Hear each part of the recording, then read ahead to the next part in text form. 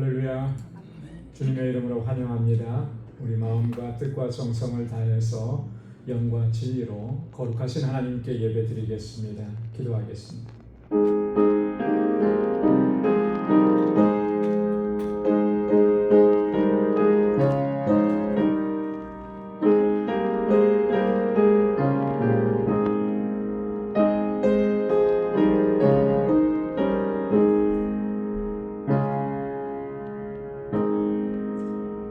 여호와여, 주의 인자하심이 선하시오니 내게 응답하시며 주의 많은 긍휼에 따라 내게로 돌이키소서. 오직 나는 가난하고 슬프오니 하나님이여 주의 구원으로 나를 높이소서.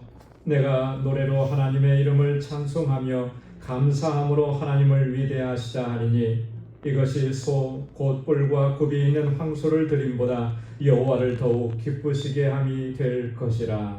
아멘. 자비하시고 은혜가 풍성하신 여호와 하나님 아버지, 성의로 지난 3일도 은혜 가운데 저희들을 지켜주시고 이 저녁에 다시금 하나님을 예배하는 이 자리로 불러주시니 감사합니다.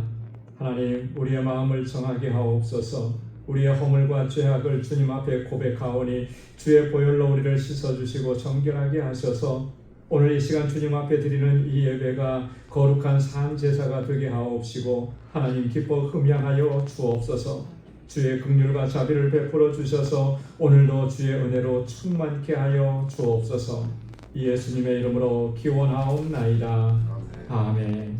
전능하사 천지를 만드신 하나님 아버지를 내가 믿사오며 그 외아들 우리 주 예수 그리스도를 믿사오니 이는 성령으로 잉태하사 동정녀 마리아에게 나시고 본디오 빌라도에게 고난을 받으사 십자가에 못 박혀 죽으시고 장사한 지 사흘 만에 죽은 자 가운데서 다시 살아나시며 하늘에 오르사 전능하신 하나님 우편에 앉아 계시다가 저리로서 산 자와 죽은 자를 심판하러 오시리라.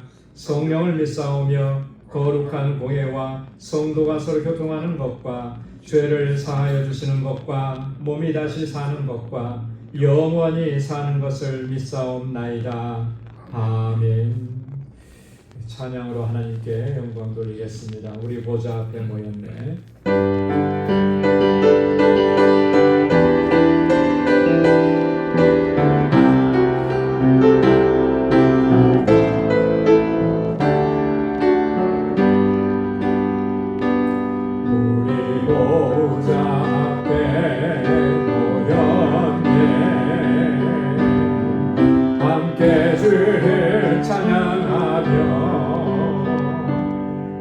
하나님의 사랑 그 아들 주셨네. 그의 피로 우리 구원받았네. 십자가에서 쏟으신 그 사랑 강같이 온 땅에 흘러 각 나라와 족속 백성 만원에서 구원받고 주 경배드리네.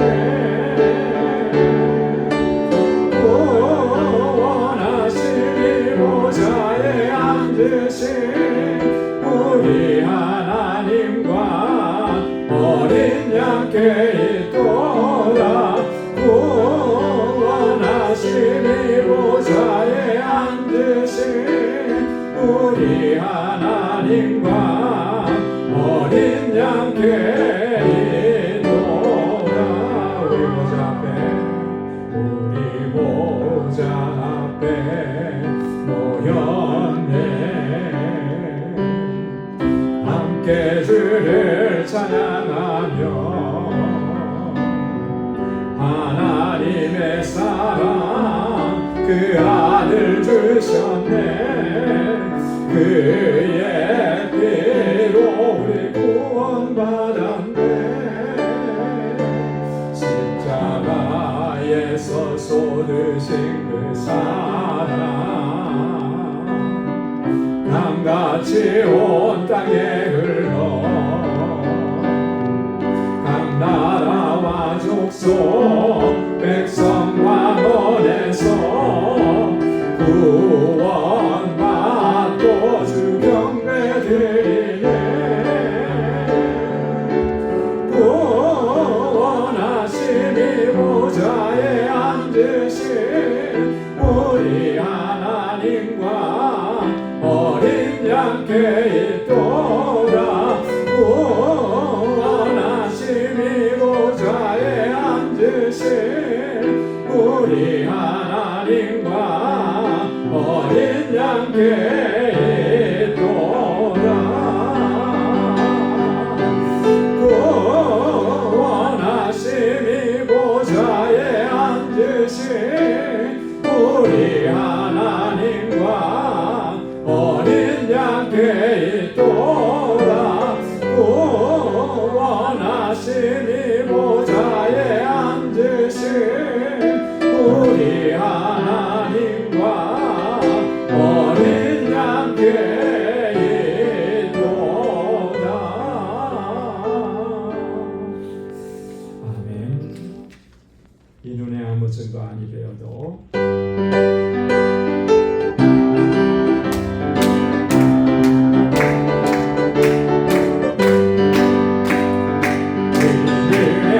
증거 아니 되어도 믿음만을 가지고서 늘 걸으며 이기에 아무 소리 아니 들려도 하나님의 약속 위에 서리라 걸어가세 믿음 위에 서서 나가세 의심 버리고 걸어가세 믿음 위에 서서 눈가기에 아무 증거 없어도 이들의 보기에는 어떠하든지 이미 얻은 증거대로 늘 믿으며 이 맘에 의심 없이 살아갈 때에 우리 소원 그 안에서 이르리 걸어가세 믿음 위에 서서 나가세 의심 버리고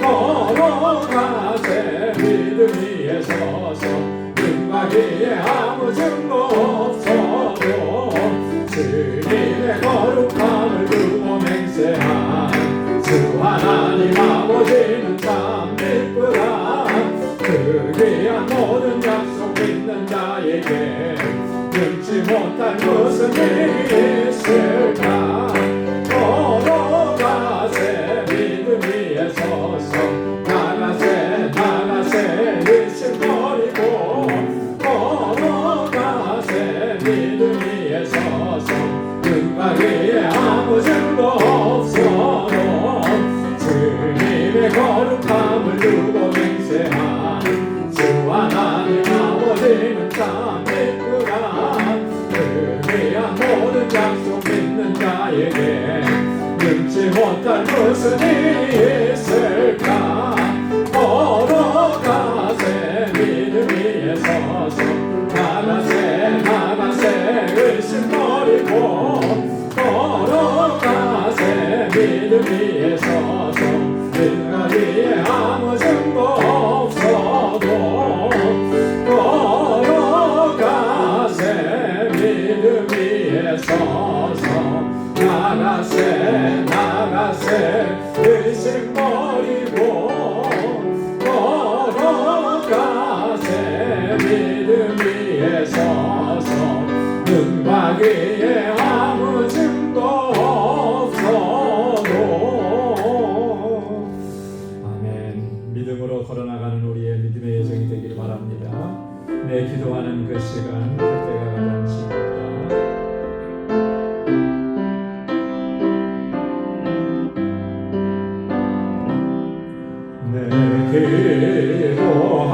기도하는 그 시간 그때가 가장 즐겁다.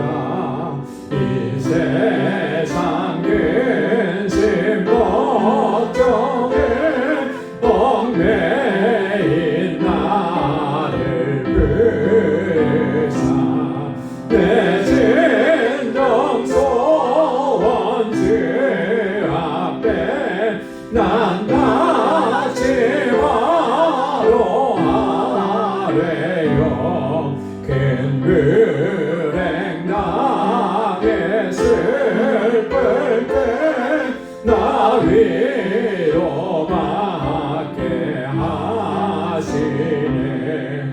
내 기도하는 그 시간 그때는 가장 귀하다. 서광야 같은 세상을 끝없이 방황하면서 위대한 길로 나갈 때 주께서 나를 이끌어 그 보좌 앞에 나아가 그 은혜와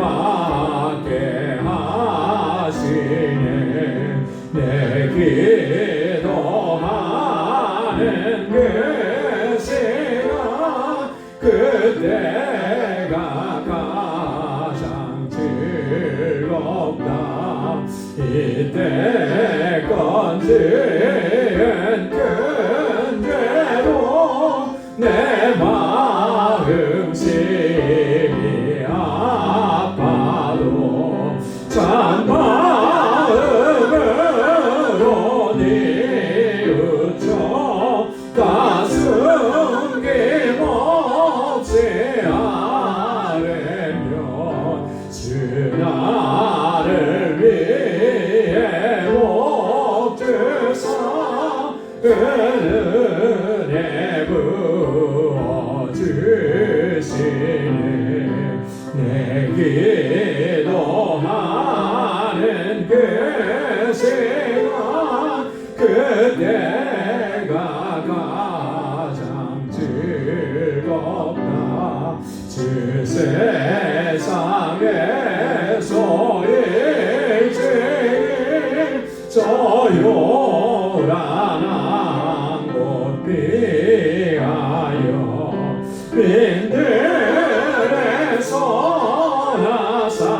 산에서 온 마음을 세워 지내사 주 예수 친히 그도록 큰 본을 보여주셨네.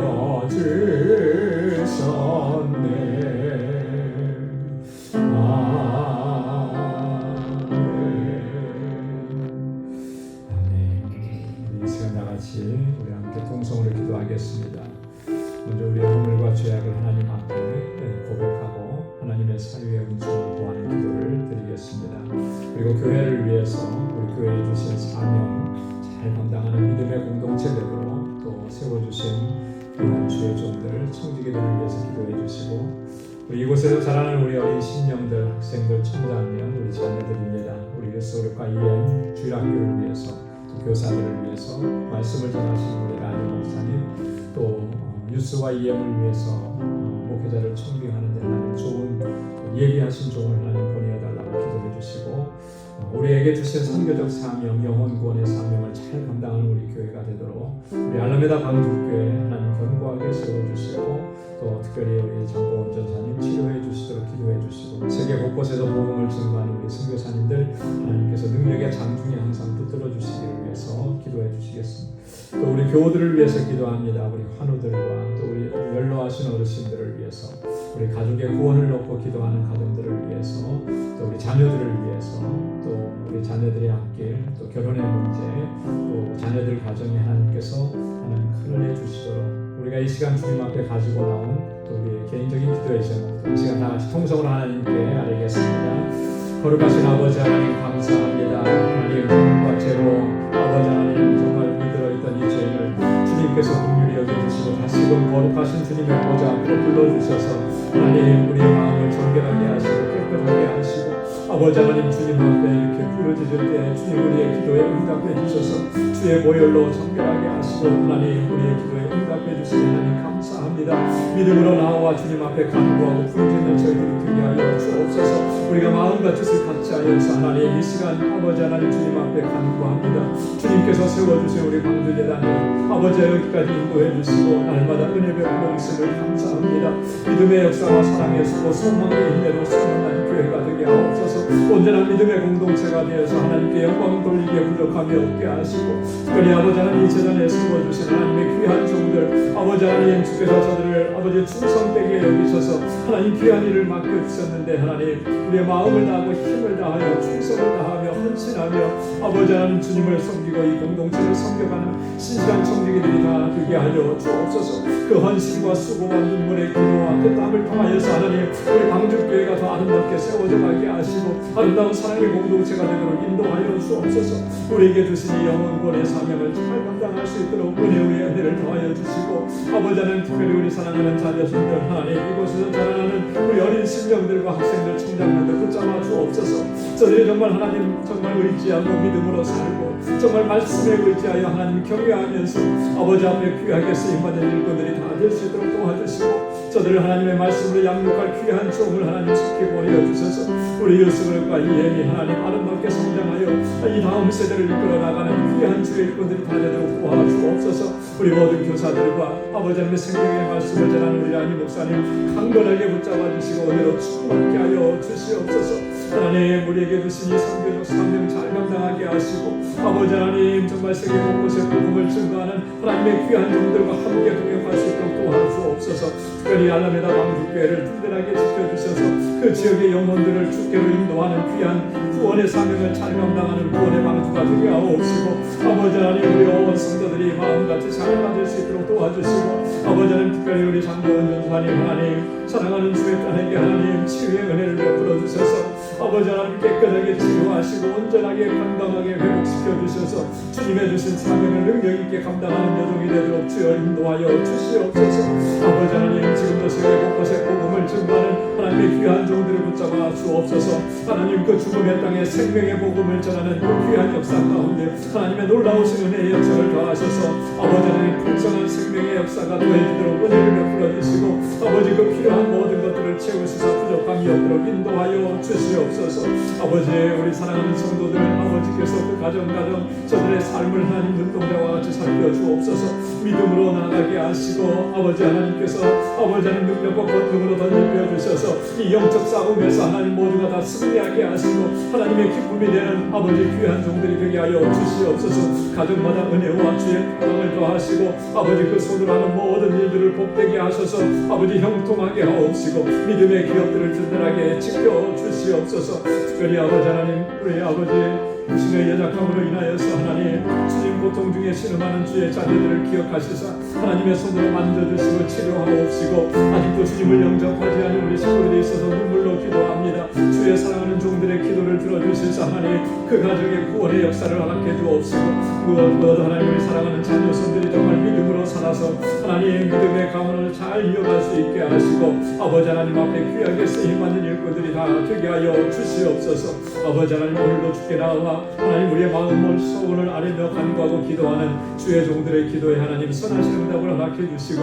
하나님 우리 마음밭을 비경하여 주셔서 오늘도 주시는 말씀으로 새롭게 주님 앞에 결단하는 은혜의 시간이 되도록 주님 역사하시고 인도하여 주옵소서. 모든 감사와 찬양 아버지 앞에 올려드리며 예수님의 이름으로 간절히 기도드리옵나이다. 아멘. 할렐루야. 이제 우리 하나님의 말씀 같이 묵상하도록 하겠습니다. 오늘 묵상할 말씀은 데살로니가전서 제1장 5절에서 10절까지 말씀입니다. 데살로니가전서 제1장 5절부터 10절까지 한 절씩 교독하겠습니다. 이는 우리 복음이 너희에게 말로만 이른 것이 아니라 또한 능력과 성령과 큰 확신으로 된 것임이라. 우리가 너희 가운데서 너희를 위하여 어떤 사람이 된 것은 너희가 아는 바와 같으니라. 또 너희는 많은 환난 가운데서 성령의 기쁨으로 말씀을 받아 우리와 주를 본받는 자가 되었으니 그러므로 너희가 마게도냐와 아가야에 있는 모든 믿는 자의 본이 되었느니라. 주의 말씀이 너희에게로부터 마게도냐와 아가야에 완전히 일어나니라. 하나님을 향하는 너희의 믿음의 소문이 각처에 퍼졌으므로 우리는 아무 말도 할 것이 없노라. 그들이 우리에 대하여 스스로 말하기를 우리가 어떻게 너희 가운데 들어갔는지와 너희가 어떻게 우상을 버리고 하나님께로 돌아와서 살아계시고 참되신 하나님을 섬기는지와 또 죽은 자들 가운데서 다시 살리신 그의 아들이 하늘로부터 금하신 것을 너희가 어떻게 기다리지를 바라니 이는 장래에 노하시면서 우리를 건지시는 예수시니라. 아멘. 우리가 지난주에 우리 2절에서부터 4절까지 있는 말씀을 함께 묵상하면서 우리 바울이 이 데살로니가 교회 성도들로 인해서 감사하는 그런 내용들을 좀 살펴봤습니다. 바울은 이 참 데살로니가 교회에 대해서 특별한 그런 애정을 가지고 있었다 이렇게 말씀을 드렸죠. 특별한 애정을 가지고 있었던 것은 크게 두 가지인데요. 오늘 본문의 말씀을 통해서도 나오는 것처럼 데살로니가 교회 성도들이 참 믿음 생활을 바르게 잘 하고 있었기 때문에 이제 그런 것입니다. 오늘 본문에도 보면은 계속 나오는 게 이 데살로니가 교회 성도들의 그 믿음의 본이 되고 그들이 믿음으로 살고 있는 모습들이 널리에까지 이렇게 잘 알려져서 많은 사람들이 이제 데살로니가 교회 성도들을 보면서 본받고자 하는 그런 마음들이 생긴 거죠. 그래서 바울은 그런 애정을 가지고 있었고 또 하나는 그 안타까움 속에서 애정을 갖는 거죠. 이 데살로니가에서 바울이 더 많은 사역을 더 긴 시간 동안 사역을 하기를 원했었는데 그렇게 하지를 못한 거죠. 그 유대인들의 핍박과 방행을 인해서 그곳을 황급히 떠나갈 수밖에 없었어요. 그래서 마치 그 어린 자녀들을 홀로 집에 남겨두고 또 밖에 나가서 일을 해야만 하는 부모님의 심정. 그러면 아이들 걱정 때문에 늘 염려가 되고 관심이 오직 집에 아이들에게만 쏠리는 거잖아요. 근데 그런 것처럼 바울의 마음이 데살로니가 교회 성도들을 향해서 있었다라고 하는 것이죠. 그런 염려와 걱정이 정말 필요 없을 정도로 데살로니가 교회 성도들은 정말 믿음 생활을 견고하게 잘하고 있었던 것입니다. 그래서 오늘 본문의 말씀은 5절부터 10절까지 내용은 이 데살로니가 교회 성도들을 향해서 바울이 정말 칭찬하는 내용들이에요. 칭찬의 일색입니다. 그래서 바울이 참 기뻐하는 그런 모습도 우리가 발견할 수가 있는데 어떤 모습들이 데살로니가 교회 성도들 안에 있었는지 그리고 우리가 이 데살로니가 교회 성도들의 그 신앙생활하는 모습을 통해서 우리가 배워야 될 부분들은 뭔지 이런 것들을 생각하면서 우리 자신의 어떤 신앙생활의 모습과 좀 비교해 가면서 말씀을 묵상하면 우리에게 큰 도전과 유익이 되리라고 봅니다. 자, 5절 말씀부터 보겠습니다. 5절에 보면 이는 우리 복음이 너희에게 말로만 이른 것이 아니라 또한 능력과 성령과 큰 확신으로 된 것입니다. 우리가 너희 가운데서 너희를 위하여 어떤 사람이 된 것은 너희가 아는 바와 같으니라. 자, 처음에 이제 시작을 이는 그랬습니다. 이는. 여러분 이는이라고 하는 말은 뭐죠? 이는 하면 무슨 뜻이에요? 이게 앞에 하고 연결이 된 거죠, 그죠? 앞에 무슨 말을 했어요? 그렇게 된 것은 그 이유는 이런 거예요. 자, 그러면 앞에 연결된 거가 뭐냐라고 하는 건데요. 앞에가 우리가 지난주에 했기 때문에 잠깐 좀 살펴봐야 돼요. 그래야만 5절에 이렇게 바울이 말하는 그 의미를 우리가 파악할 수가 있죠. 자, 4절 말씀에 보면 바울이 뭐라 그랬냐면요. 하나님의 사랑하심을 받은 형제들아 너희를 택하심을 아노라 그랬어요. 그러니까 뭘 안다 그랬죠? 택하심을. 데살로니가 교회 성도들을 하나님께서 택하셨다라고 하는 것을 내가 안다.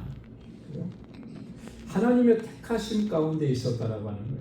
근데 이 하나님의 택하심이라는 것은 에베소서의 말씀에 의하면 에베소서 1장 4절 말씀에 의하면 그 하나님의 택하심은 언제부터 있었던 거라고 그랬습니까? 창세 전부터 있었다는 거죠. 그죠? 네. 창세 전부터 있었어요. 여러분 지금 우리가 봤을 때 지금 아직도 예수 그리스도를 영접하지 않는다, 믿지 않는 사람이 있다고 해서 그 사람이 하나님의 택하심을 받지 않은 사람이다 이렇게 말할 수는 없는 거예요. 그죠? 하나님의 택하심이 있다면 그는 반드시 복음이 전해졌을 때, 하나님의 말씀이 전해졌을 때 반응을 하는 거예요. 데살로니가 교회 성도들도 바울이 복음을 전하기 전까지는 믿는 사람이었습니까? 안 믿는 사람들이었습니까? 안 믿는 사람들이었잖아요. 근데 바울이 가서 복음을 전하니까 그들이 그 복음을 받아들이는 거예요. 복음을 받아들였다. 믿음을 가졌다. 예수 그리스도를 믿고 그 믿음으로 나아온다. 이게 증거하는 게 뭐겠습니까? 하나님의 택하심이 있다고 하는 거예요. 그렇죠? 하나님의 택하심이 있다. 하나님께서 그를 택하셨기 때문에 그의 심령 가운데 성령으로 먼저 역사하셨기 때문에 그가 하나님의 말씀을 전했을 때 반응하는 거예요. 내 안에서 성령이 어떻게 역사하셨는지 우리는 알 수가 없어요. 그죠? 그런데 이게 언제 알게 되느냐 하면 하나님의 말씀이 전해지니까 예수 그리스도의 복음을 증거하는 그 전도자의 목소리를 들으니까 내 마음이 움직이는 거예요. 그러니까 이미 내 안에서 성령께서 역사하고 계셨던 거죠. 그리고 성령께서 내 안에서 역사하시기 이전에 하나님의 택하심이 있었다라고 하는 거예요. 바울이 지금 이 데살로니가 교회 성도들이 하나님의 택하심을 아노라 그랬는데 그것을 알 수 있는 근거가 뭐냐? 그것을 지금 5절과 6절에서 설명을 해주고 있는 것입니다. 그래서 자, 이는 우리 복음이 너희에게 말로만 이른 것이 아니라 또한 능력과 성령과 큰 확신으로 된 것입니다. 복음이 그들 가운데 임했는데 말로만 전해진 것이 아니라 무엇으로 역사했다 그랬습니까? 큰 능력과 성령과 큰 확신으로 너희 가운데 복음이 전해졌다. 그것을 보니까 그리고 그 복음이 전해졌을 때 여러분들이 반응한 것을 보니까 하나님의 택하심을 확신할 수 있다. 그런 얘기인 것입니다. 자, 복음이 말로만 임한 것이 아니라 이게 어떤 의미를 가지고 있느냐면요. 당시 그 헬라 사회에 그 헬라 세계 속에서 유행했던 그런 모습들입니다. 여러분 헬라 세계에는 뭐가 좀 이렇게 두드러지게 나타나느냐면 철학적 사고, 그죠? 철학가들이 이렇게 많이. 여러분 철학가들이 하는 것들은 굉장한 그 자신들이 가지고 있는 깨달았다고 하는 그 지식을 그 어떤 수사학적인 기교를 사용해서 또 어떤 그 일반 사람들은 잘 이렇게 사용하거나 이해하기 어려운 그런 용어들과 그런 것들 그런 문체로 말하는 것을 참 좋아합니다. 그죠?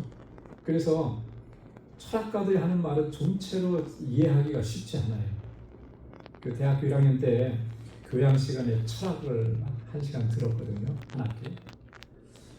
한 학기 들고 나서는 이 머릿속에 정리가 안 되는 거예요. 무슨 말을 하는지도 잘 모르겠고 개념도 잘 모르겠고 굉장히 그 말하는 게 그 논리가 있고 뭐가 있는 건 분명한데 그 의미를 참 캐치하기가 쉽지가 않아요. 근데 당시에 그 헬라 세계는 그런 풍토가 만연한 거죠. 특히 그 아덴 사람들 같은 경우는 어땠습니까? 그리스 아덴에서 바울이 복음을 전할 때 거기에 있는 사람들은 항상 관심이 뭐 있냐면 뭐 새로운 사상이 있으면 그것 가지고 토론하는 거예요. 몇 날 며칠을 가지고 그것 가지고 토론하는 이런 문화 속에서 이 어떻게 보면은 뭐랄까 지적인 것들을 나타내고 자랑하고 뭐 그런 풍토 가운데 있었던 것이죠. 자, 그런 것을 염두에 두고 얘기하는 거예요. 그런 철학자들이 어떤 수사학적인 그런 기교를 통해서 어떤 말을 이렇게 전달하고 이런 것으로 복음이 전해진 거 아니다. 여러분 바울이 복음을 전할 때 항상 그가 강조했던 것이 있습니다. 그 뭐냐면 이 복음의 능력은 내 말에 있지 않다. 그죠? 말하는 것에 그 복음의 능력이 담겨져 있는 게 아니라는 거예요.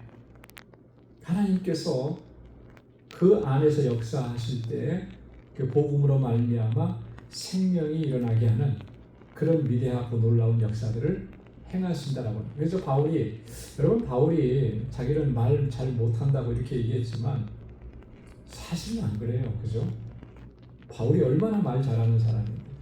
여러분 로마서를 읽어보면 바울이 그 로마서를 쓴 그 내용들 읽어보면 정말 이게 쉽게 이해가 잘 안 되잖아요. 그런 것을 설명하고 그것을 글로 남길 수 있는 사람, 그 대단한 사람이죠.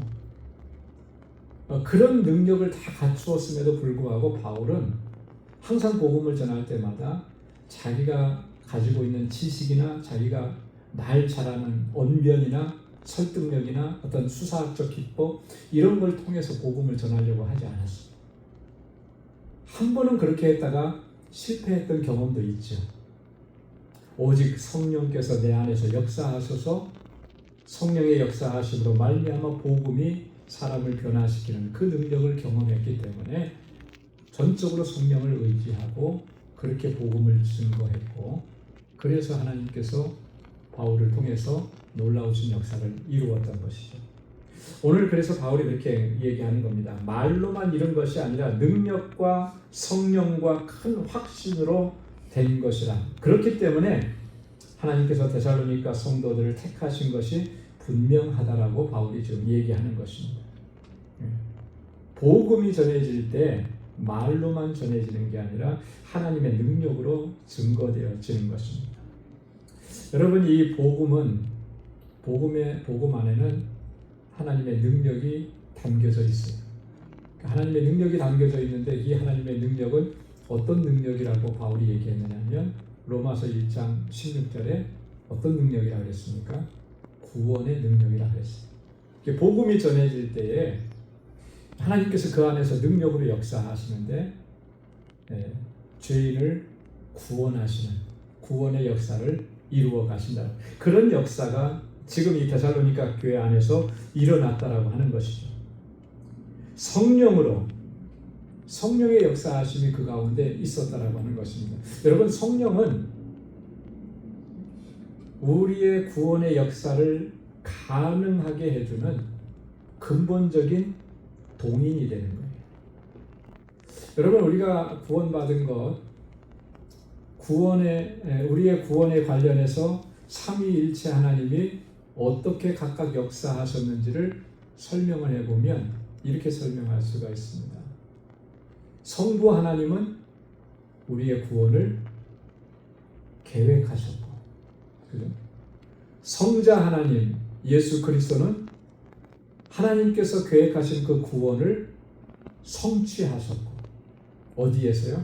십자가에서 성취하셨고, 그리고 성령 하나님은 십자가에서 하나님의 구원 계획을 성취하신 예수 그리스도의 그 십자가 구원의 은혜를 우리에게 전달해 주십니다. 여러분, 이거 꼭 기억해야 돼요. 하나님은 구원의 계획, 예수 그리스도는 구원의 성취, 그리고 성령은 구원을 전달해 주십니다. 그래서 우리 안에서 구원의 은혜의 역사가 일어나게 된 것이에요. 성령께서 이 데살로니가 교회 성도들 안에 역사하셨다라고 하는 걸 얘기하는 거죠. 그리고 확신이 있다라고 하는 확신, 큰 확신이 있다라고. 분명하고 확실하고 견고하고 흔들리지 않는 그런 구원에 대한 확신이 이 성도들 가운데 있었던 거죠. 그래서 이 데살로니가 교회 성도들이 하나님의 택하심 가운데서 구원 얻은 것이 분명하다라고 바울이 얘기하는 거예요. 자, 우리가 너희 가운데서 너희를 위하여 어떤 사람이 된 것은 너희가 아는 바와 같으니라. 이게 무슨 말일까요? 우리가 너희 가운데서 너희를 위하여 어떤 사람이 된 것. 여러분, 이게 공동 번역에 보면 좀 더 쉽게 번역을 해놨습니다. 이렇게 풀어서 설명을 했는데요. 우리가 여러분과 함께 있을 때에 여러분을 위해서 어떻게 살았는지 어떻게 일했는지 여러분이 잘 아는 것처럼. 이 해석이 좀 더 우리가 이해가 쉽죠, 그죠?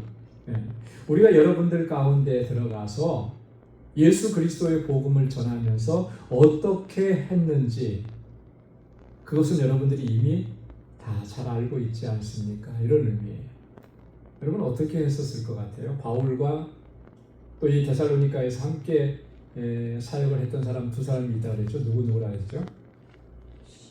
바울과 실라와 디모데 이 세 사람, 그죠? 실루아노라 그랬죠? 실라는 이 세 사람이 이 데살로니가에서 복음을 증거하면서 그런 거예요. 어떤 마음과 어떤 자세로 복음을 증거했는가? 수많은 어려움이 있고 환란이 있었음에도 불구하고 물론 그런 박해 때문에 피치 못해서 떠나야 되는 그런 상황이었지만 그런 것들을 다 감당하면서 복음을 증거했다라고 하는 거예요. 데살로니가전서 2장 2절에서 바울은 그래서 이렇게 설명을 합니다.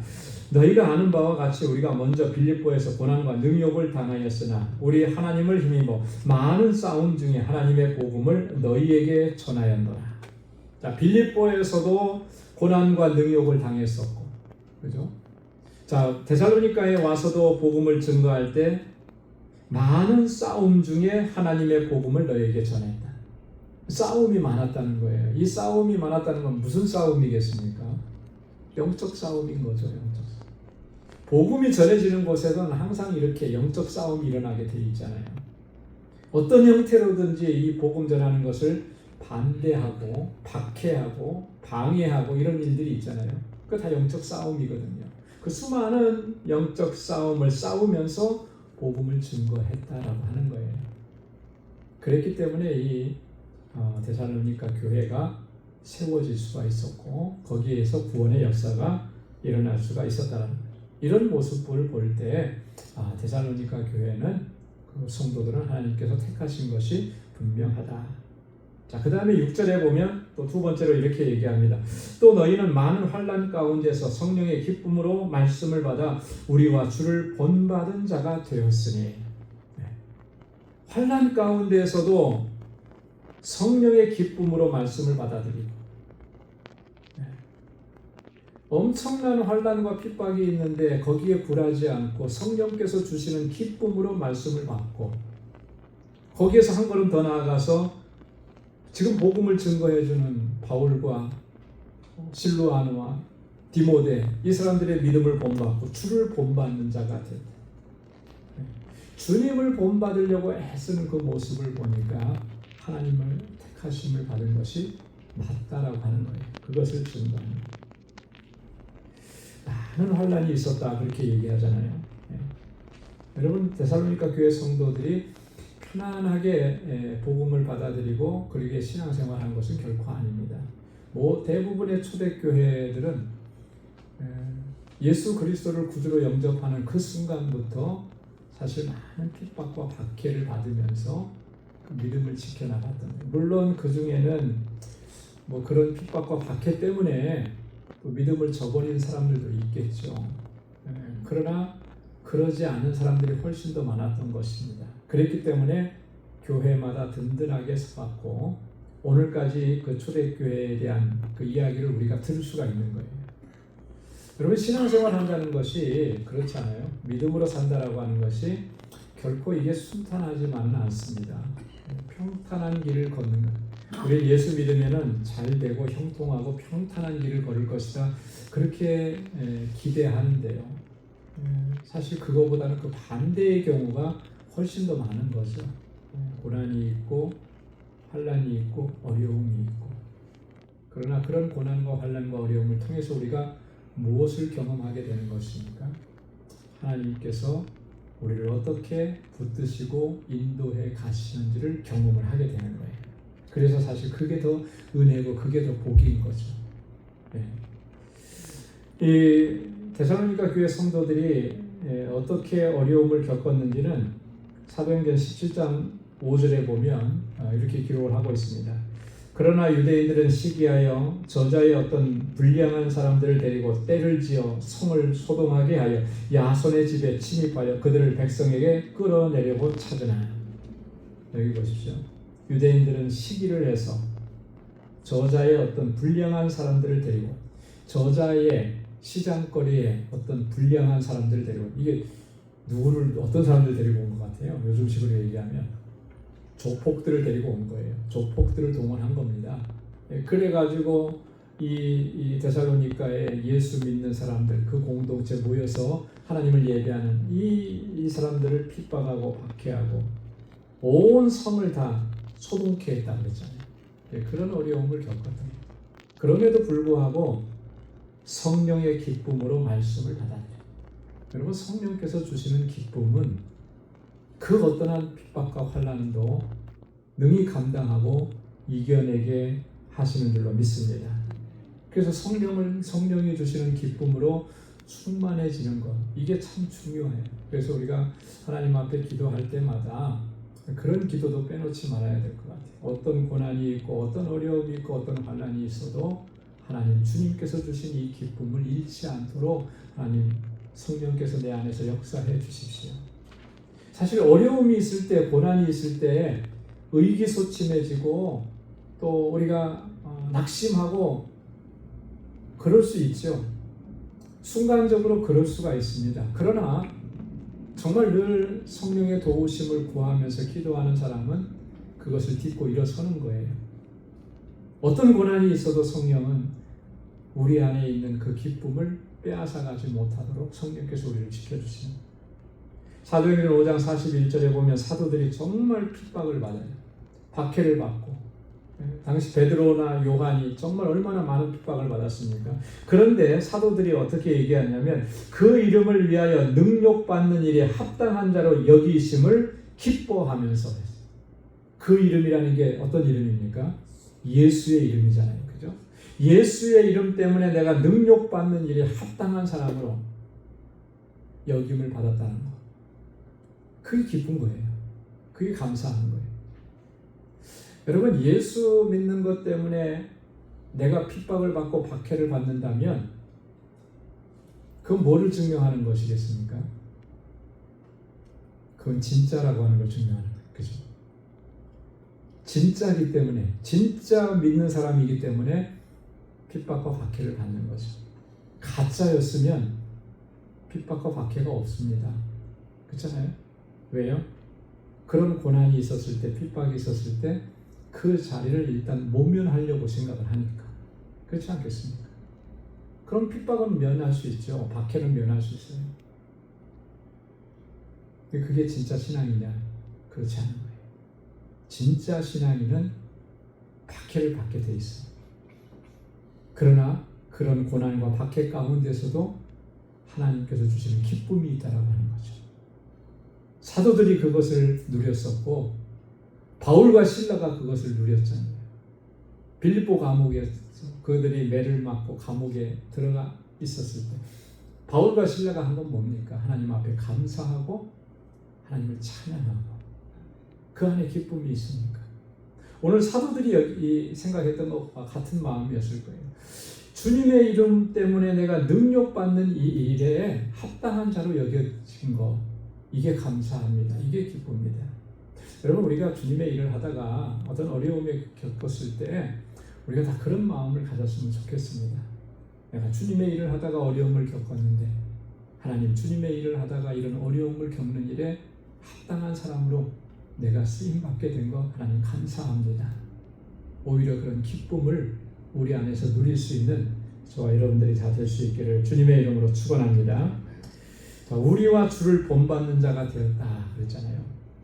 이 주님을 본받고 신앙의 선배들의 모습을 본받는 그 모습이 진정한 우리가 회복해야 할 그런 모습 중에 하나인 것입니다. 사도 바울은요, 고린도 교회나 빌립보 교회 성도들에게 강조했던 부분이 하나가 있는데, 여러분들은 나를 본받는 자가 되십시오, 이런 얘기를 종종 했어요. 바울이 정말 하나님을 나는 완벽하게 하나님을 잘 섬기는 그런 사람이니까 여러분 나를 본받으십시오, 이렇게 얘기한 것이 아니고 그 의미는 이런 거예요.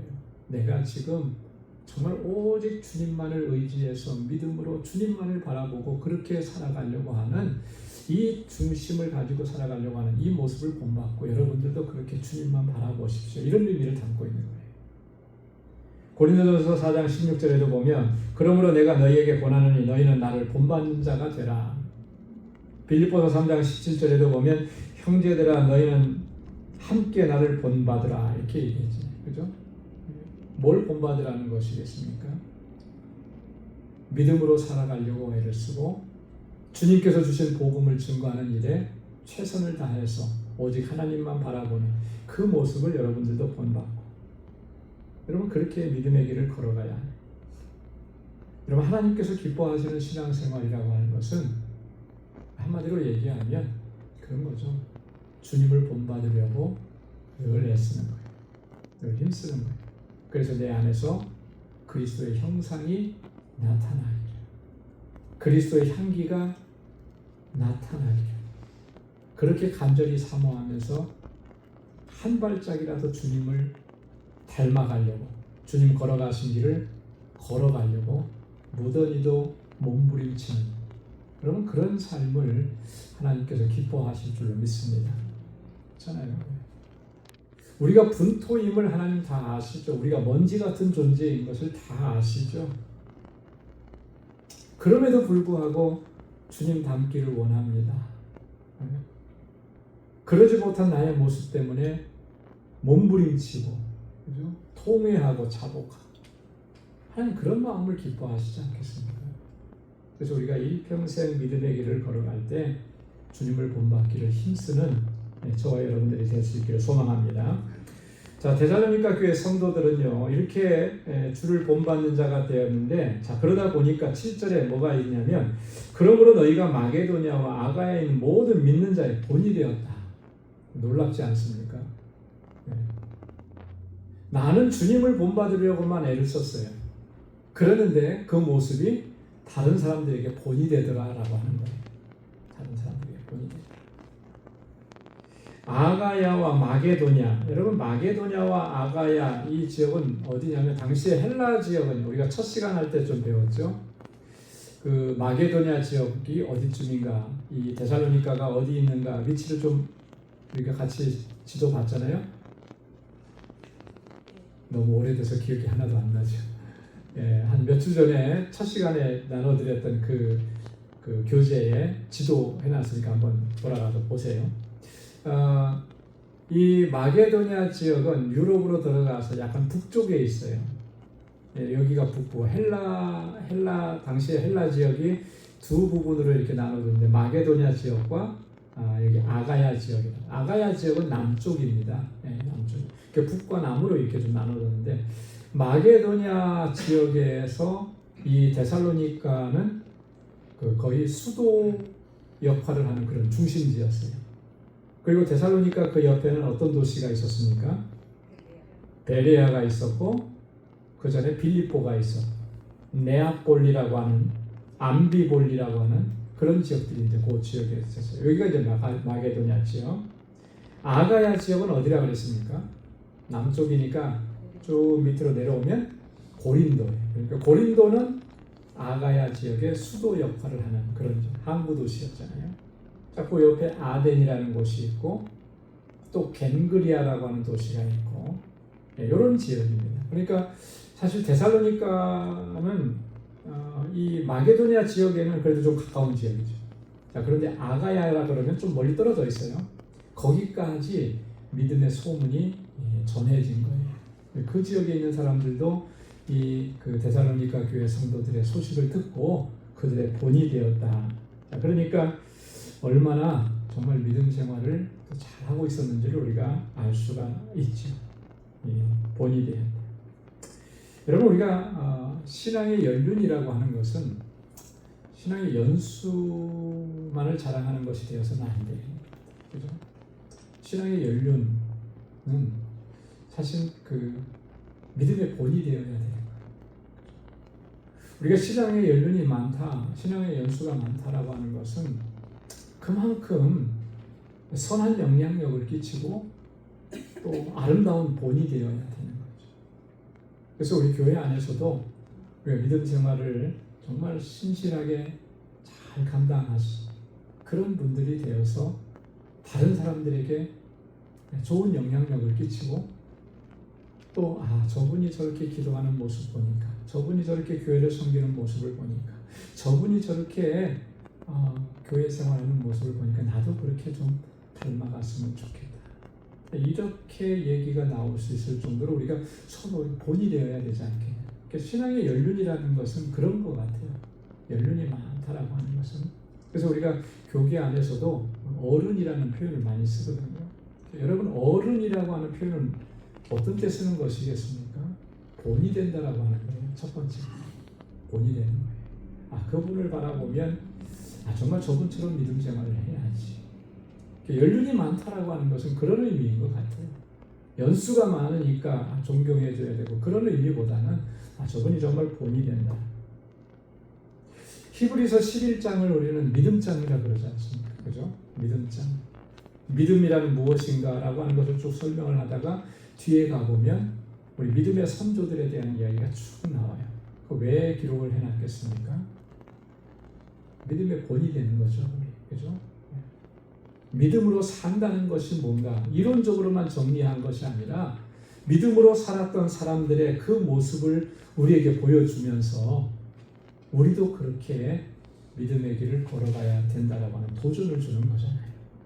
그러니까 저와 여러분들이 우리 공동체 안에서 함께 신앙생활하면서 특별히 우리 수요 예배 우리 장로님들, 권사님들, 집사님들이 주로 많이 참석을 하시는데 아직도 믿음이 연약한 우리 지체들에게 정말 믿음의 본이 되고 또 선한 그 신앙적인 영향력을 끼치면서 그렇게 함께 이끌어주면서 하나님의 나라의 일들을 감당해 나가는 우리 모두가 될 수 있기를 소망합니다. 자, 8절 말씀에 보면 주의 말씀이 너희에게로부터 마게도냐 아가야에 들릴 뿐만 아니라 하나님을 향하는 너희 믿음의 소문이 각처에 퍼졌으므로 우리는 아무 말할 것이 없노라. 자, 마게도냐 아가야에만 들릴 뿐만 아니라 여기에 보면 너희 믿음의 소문이 각처에 퍼졌다. 각처. 각처라고 하는 말의 의미, 원어상의 의미는 이런 의미를 모든 지역에 이런 의미가 담겨졌어요. 그러니까 지금 말하고 있는 마게도냐, 아가야 거기를 넘어서서 모든 지역에 어떻게 보면 약간 그 과장법적인 그런 표현이 좀 담겨져 있죠. 요즘 같은 때야 뭐 인터넷이나 이런 게 잘 있으니까 그죠.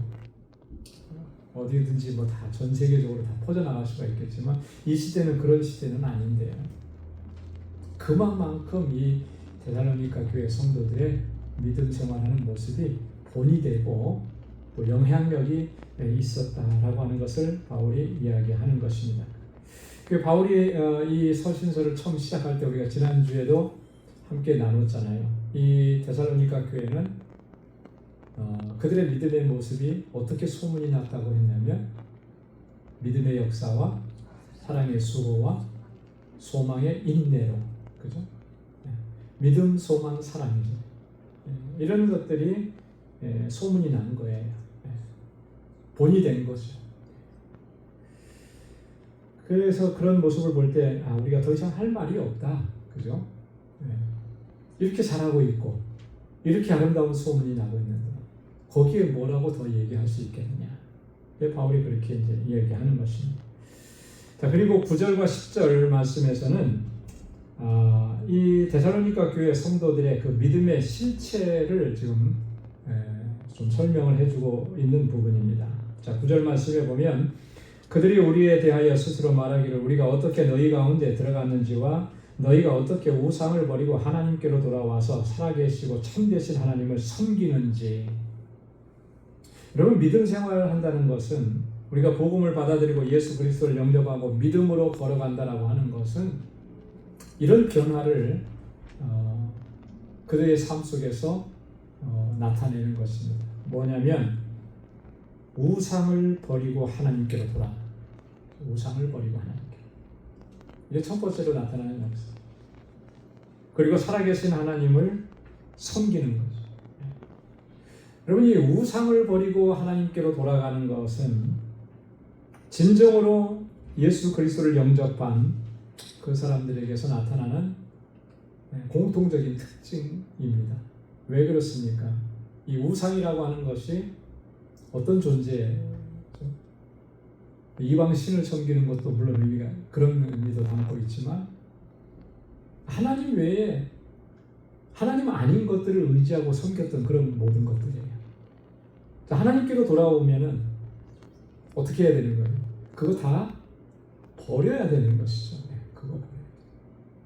자, 그래서 창세기 35장에 보면 야곱이 그 오랜 세월 동안 타향살이 하다가 이제 다시 베델로 올라갑니다. 그죠? 그 올라갈 때 세겜에서 아주 그냥 그 치욕스러운 일을 당하는, 그리고 나서 이제 어쩔 수 없이 그 세겜 땅을 떠나야만 됐을 때 가족들을 다 모아놓고 우리가 이제 베델로 올라갈 것이다. 자, 베델로 올라갈 것인데 세 가지를 가족들에게 주문을 합니다. 그 첫 번째가 뭐냐면 우상을 버리라는 거예요. 우상. 그리고 너희를 정결하게 하라는 것이죠. 그리고 의복을 받고 입으라. 하나님께로 돌아가면은 가장 먼저 해야 되는 게 뭐냐면 우상을 버리는 거예요. 세상에 그동안에 의지했던 것, 내가 믿었던 것, 내가 정말 의지하고 의탁했던 것, 내가 자랑스럽게 생각했던 것, 이거 다 버려야 되는 거예요. 그거 버리지 않으면 하나님께로 돌아갈 수가 없는 거예요. 자, 오늘 우리가 그렇다면 지금 신앙생활 하면서 여전히 우리가 붙잡고 있는 거 뭐 있을 거예요. 하나님보다 더 소중하게 여기면서 끝까지 그거 붙잡고 있는 거 있을 겁니다. 내가 그것을 여전히 붙잡고 있다면 그건 뭘 의미하느냐면 우리는 아직까지도 하나님께로 완전히 돌아서지 않은 거예요. 그렇죠? 왜냐하면 하나님보다 더 소중한 것을 내가 붙잡고 있잖아요. 더 의지하고 있지 않습니다. 그렇다면 우리는 아직까지 하나님께로 완전히 돌아선 게 아니죠. 이게 중요한 겁니다. 하나님께로 완전히 돌아선다라고 하는 것은 이런 우상들을 하나님보다 더 소중하게 여겼던 것들을 이제는 내려놓는 거예요. 그래서 신앙의 여정은 그런 것 같아요. 하나님의 나라 갈 때까지 그것을 하나씩 벗어내는 거죠. 이게 한꺼번에 다 내려지면 얼마나 좋겠습니까? 그게 잘 안 되죠. 끊임없이 싸움인 거예요. 이 손에 잡았던 것도 내려놓고 이 손에 잡았던 것도 내려놓고 그러면서 온전히 하나님만 바라보면서 주님께로 더 가까이 나가는 것. 이게 신앙의 여정. 여러분 오직 주님만을 바라보고 그렇게 믿음으로 나아갈 수 있기를 주님의 이름으로 축원합니다. 살아계시고 참되신 하나님을 섬기는 것이라고 했잖아요. 섬긴다라고 하는 말의 의미는 그런 의미예요. 종이 상전을 섬기는 것처럼. 그죠? 여러분 종이 상전을 섬길 때 이유가 있습니까? 상전이 뭐라고 얘기했을 때, 주인이 뭐라고 얘기했을 때 거기에 토를 달 수가 있습니까? 내 의견을 얘기할 수가 있습니까? 그럴 수 없는 거잖아요. 그죠? 종이라고 하는 존재는 원래 그런 존재예요. 시키면 시키는 대로 해야만 되는 존재. 주인이 원하는 것이 무엇인지를 알아서 그대로 이렇게 하는 거. 그게 종. 그러니까 종은 주인을 섬기라고요. 존재하는 그 존재가 종이잖아요. 섬긴다라고 하는 말의 의미는 그런 거예요. 우리가 그런 종의 자세로 하나님을 섬기는 거. 그렇게 하나님을 섬겨요. 근데 우리가 마치 내가 주인인 것처럼 그렇게 하는 모습으로 서 있다면 뭔가 좀 대단히 잘못되어 있다라고 하는 것이죠. 자, 10절 말씀에 보면 또 죽은 자들 가운데서 다시 살리신 그의 아들이 하늘로부터 강림하실 것을 너희가 어떻게 기다리는지를 말하니 이는 장래에 노하심에서 우리를 건지시는 예수시라. 자, 이 데살로니가 교회 성도들이 오늘 1장에서 마지막으로 바울이 얘기하는 것은 그들의 믿음의 모습을 볼 때 죽은 자들 가운데서 다시 살리신 그 아들이 하늘로부터 강림하실 것을 기다린다. 이게 뭘 얘기하는 거죠? 여기서 죽은 자 가운데서 다시 살리신 그의 아들, 누구를 가리키는 거예요? 예수 그리스도를 가리키시는 거예요. 그죠? 부활하신 예수 그리스도. 그분은 지금 승천하셔서 하나님 보좌 우편에 앉아 계시는데 뭘 기다리는 거죠? 그분이 다시 강림하실 것을 기다리는 거예요. 그 뭐죠? 재림하시는 주님을 기다리는 거예요. 근데 어떻게 기다리고 있는지. 여러분 우리가 이 땅에 살면서 지난번에도 말씀을 잠깐 드린 것처럼 종말론적인 신앙의 이 자세를 갖는 게 너무나 중요하다고 말씀을 드렸잖아요. 개인적인 종말이든지 우주적인 종말이든지 이게 우리가 생각하는 것, 내가 생각하는 것보다 훨씬 더 가까이에 있습니다. 그죠? 훨씬 더 가까이에 있어요. 근데 그걸 알 수가 없어요. 주님은 훨씬 더 가까이 있다는 그 표현으로 문 밖에, 그죠? 문 밖에 주님이 서 계시다 이렇게 표현을 했잖아요. 알 수가 없어요. 근데 언제인지는. 자, 그렇다면 언제인지 알 수 없는 그 날이 내게 순식간에 다가올 수 있는데 어떤 자세로 우리가 신앙생활을 해야 되겠느냐? 주님이 오시는 것을 맞이할 준비를 하면서 오늘 하루하루의 삶을 살아가야 돼요. 언제 주님 강림하실지 모르지만 주님 강림하셨을 때 부끄러움 없이 주님 앞에 설 수 있도록, 그래서 오늘 하루하루가 정말 거룩한 삶, 그죠? 하나님의 뜻에 합당한 삶, 힘쓰면서 그렇게 살아요. 그래서 이 데살로니가 전후서의 특징은 뭐냐면요, 이 임박한 종말 사상을 가지고 이 편지를 쓰고 있는 거예요. 그래서 예수 그리스도의 재림을 기다리는 그 내용에 대해서 굉장히 자주 반복적으로 얘기합니다. 어쩌면 우리는 주님의 재림에 대해서 전혀 감각 없이 그렇게 하루하루를 살아갈지 몰라요. 이런 시대를 사는 우리들에게 정말 어떻게 보면 경종을 울려주는 그런 교훈이죠. 데살로니가전서 2장 19절에 보면 우리의 소망이나 기쁨이나 자랑의 면류관이 무엇이냐, 그가 강림하실 때에 우리 주 예수 앞에 너희가 아니냐, 그가 강림하실 때. 데살로니가전서 3장 13절에도 보면 너희는 마음을 굳건하게 하시고 우리 주 예수께서 그의 모든 성도와 함께 강림하실 때 하나님 우리 아버지 앞에서 거룩함에 흠이 없게 하시기를 원한다. 주님 강림하실 때 너희가 거룩하고 흠이 없게 되기를 원한다. 바울이 그렇게 기도하잖아요.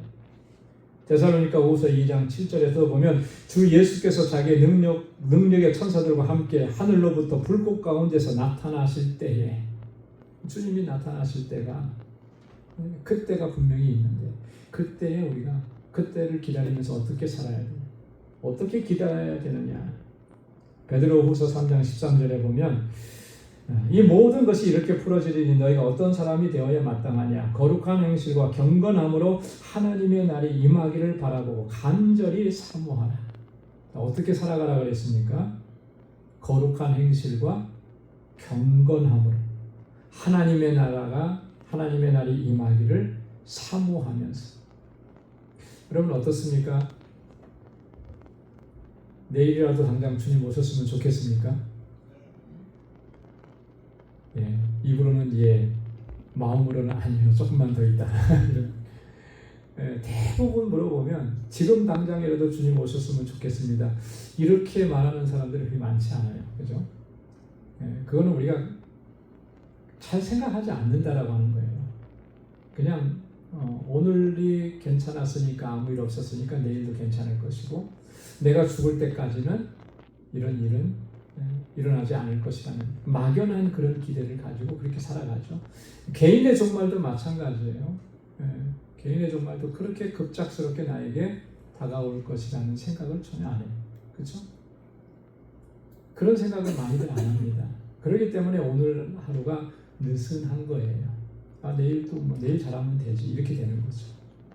여러분, 그런 게 아니에요. 어떻게 될지 우리는 아무도 모릅니다. 주님이 말씀하셨던 거죠.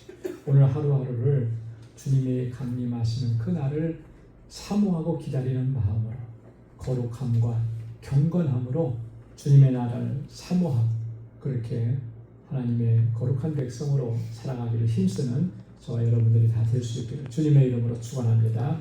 기도하겠습니다. 자비하신 아버지 하나님, 감사합니다. 오늘 이 저녁에도 저희들을 사랑하셔서 또 주님을 예배하게 하시고 하나님의 귀한 말씀을 우리 심령 가운데 들려주셔서 감사합니다.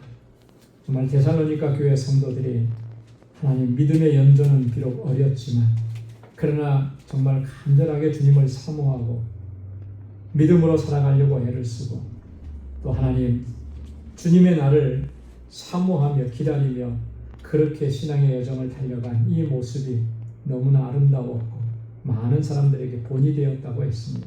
하나님, 오늘 우리의 신앙의 연조가 정말 연수의 자랑으로 나타나지 않게 하시고 믿음의 선한 영향력을 끼치며 본을 보이는 아름다운 모습으로 드러나게 하시고 하나님께 영광 돌리는 믿음의 여정이 되도록 인도하여 주옵소서.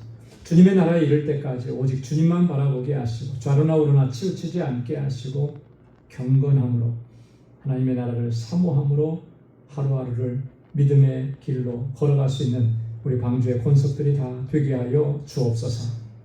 이제는 우리 주 예수 그리스도의 무한하신 은혜와 하나님 아버지의 크고 놀라우신 사랑과 성령의 위로 교통 충만하심의 역사가 믿음으로 나아가서 하나님께 영광 돌리는 삶을 살기로 결단하는 우리 방주의 모든 믿음의 권속들과 저들의 가정, 직장, 생업의 터전 위에 이제로부터 영원까지 함께 하시기를 간절히 축원하옵나이다. 아멘.